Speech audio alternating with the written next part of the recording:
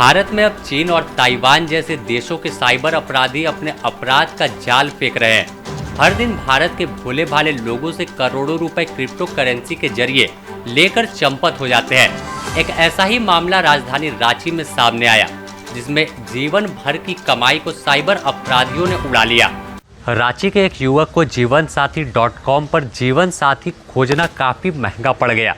उसे जीवन साथी तो नहीं मिला, लेकिन वह एक साइबर अपराधियों के जाल में फंस गया और उसके सालों की गाढ़ी कमाई करीब 1 करोड़ रुपए साइबर अपराधी क्रिप्टो करेंसी के जरिए उसका उड़ा ले गए। तो जिस तरह से जीवनसाथी.com पर युवक जीवन साथी खोज रहा था, लेकिन उसे जीवन साथी नहीं मिली और उसके जीवन भर की कमाई ही खत्म हो गई।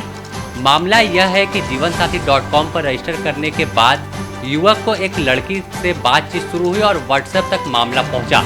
इसके बाद व्हाट्सएप पर कई दिनों तक बात हुई तो युवती ने लड़के को क्रिप्टो करेंसी के बारे में समझाया और उसे अरबों रुपए की कमाई का प्रलोभन दिया, जिसके बाद वह क्रिप्टो करेंसी में पैसा इन्वेस्ट करता चला गया और आखिरकार जब करीब 1 करोड़ रुपए युवक से साइबर अपराधियों ने ठग लिया तो फिर उस लड़की से इसका संपर्क टूट गया।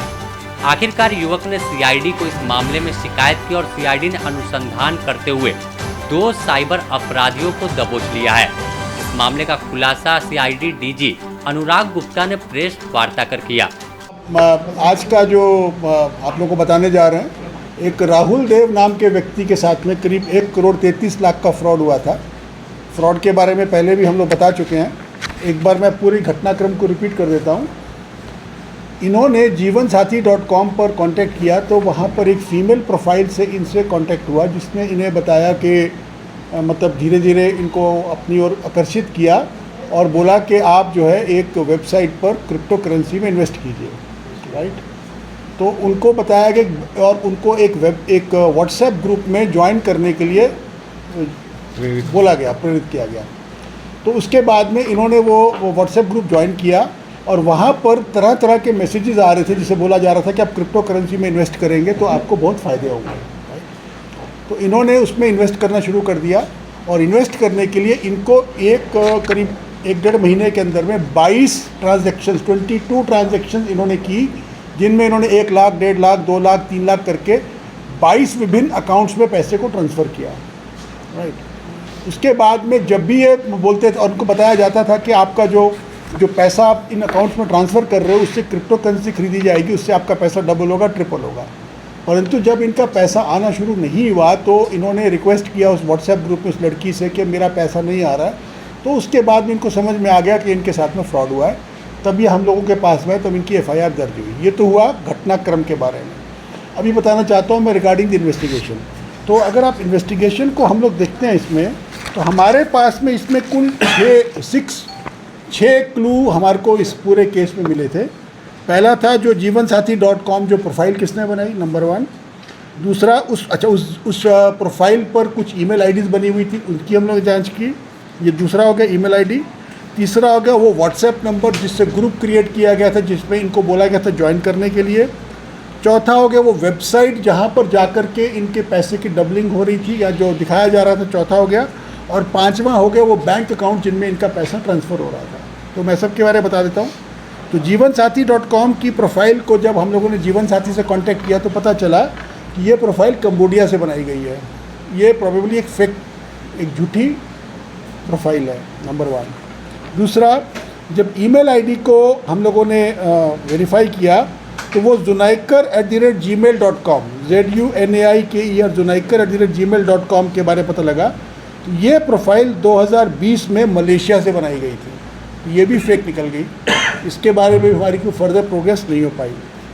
तीसरा, जब व्हाट्सएप नंबर्स हम लोगों ने देखे तो एक नंबर जो +44 से शुरू होता है और एक नंबर +8 से शुरू होता है, तो ये दोनों नंबर भी वर्चुअल नंबर्स हैं। इस पर भी हमारी प्रोग्रेस को इन्वेस्टिगेशन में फर्दर नहीं हो पाई। तो ये तीनों फेल हो गया। चौथा, जो वेबसाइट जहाँ पर बोला जा रहा था कि आपका पैसा जो है डबल हो रहा है, क्रिप्टो करेंसी बढ़ रही है, उसका नाम है banocoin.org BANOCOIN.org। जब उस वेबसाइट को वेरीफाई किया गया तो उसके बारे में भी हमारे को ये पता नहीं लग पाया कि ये किस डोमेन पे होस्ट हुआ है और उसको कैसे, कहाँ पे इसको रखा जा रहा है। संभवतः अब ये बंद हो गई है और ये शायद अब नहीं चल रही है। तो अब हमारे पास में एक ही जो बढ़िया क्लू बचा वो था बैंक अकाउंट्स। ये 22 बैंक अकाउंट्स को जब हम लोगों ने वेरीफाई करना शुरू किया तो पता चला कि ये 2200 बैंक अकाउंट्स जो हैं they have been created in the name of companies. ये जैसे आप जानते होंगे कि जो अकाउंट बनाए जाते हैं या तो व्यक्ति के नाम पे बनाए जाते हैं या कंपनी के नाम पे बनाए जाते हैं।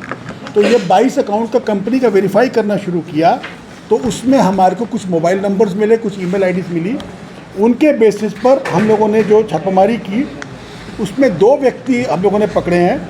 एक का नाम है प्रतीक संतोष राउत, जिसकी उम्र मात्र 21 बरस है।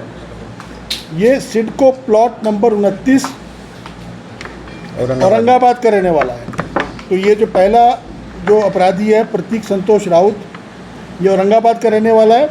और दूसरा है अभिषेक संतोष टूपे, ये भी 21 साल का, ये भी औरंगाबाद का रहने वाला है। तो ये 2 लड़के हम लोगों ने पकड़े हैं और इनको जब इनके मोबाइल फ़ोन्स को जब्त किया गया तो उसमें खूब सारे मैसेजेस मिले हैं, खूब सारी ट्रांजैक्शन मिली हैं और उससे प्रूफ हो रहा है कि ये लोग डायरेक्टली इन्वॉल्व थे इस पूरे क्राइम में। वहीं सीआईडी एसपी एस कार्तिक ने साफ तौर पर कहा कि किसी तरह का लिंक अगर ऐसा किसी के फ़ोन पर आता है तो उसकी जानकारी सीआईडी को दे। किसी भी संदिग्ध लिंक पर क्लिक ना करें, इससे बचाव का यही एकमात्र तरीका है। कोई भी वेबसाइट और कोई भी link, unknown link without verification click नहीं करना चाहिए। और ऊपर से सोशल मीडिया के ज़रिए अगर किसी के साथ दोस्ती बना रहे हैं, अगर वो दोस्त या जो फ्रेंड जो है वो अनजान व्यक्ति है, तो हमेशा जो है ये दिमाग में रख के चलना है कि हो सकता है कि वो झूठा आदमी या झूठी औरत भी हो सकती है। क्योंकि अगर वो कहीं भी आपको इन्वेस्टमेंट के लिए प्रेरित कर रहे हैं तो उधर ही आपको सावधान होनी चाहिए। क्योंकि डेफिनेटली कोई जो है इतनी जल्दी आपको पैसा जो है दुगना तिगुना करके देने के लिए कोई व्यवसाय नहीं है कि जहाँ पे आप पैसा डालें और कुछ ही दिन में जो है वो दुगना हो जाए। और इजी मनी के चक्कर में और लालची जो है उसी को ये साइबर क्रिमिनल टारगेट करते हुए पैसा को अपने लिए ठगाया जा रहा है और उसको इतना मल्टी लेयर करा रहे हैं। और सिर्फ इंडिया में नहीं, विदेश में रह करके जो है इंडिया का पैसा भी लिया जा रहा है। तो इस समय इसको हम लोग दिमाग में रखते हुए अपना हर एक्टिविटी, इंटरनेट एक्टिविटी है, उस पर सावधान रहने की ज़रूरत है।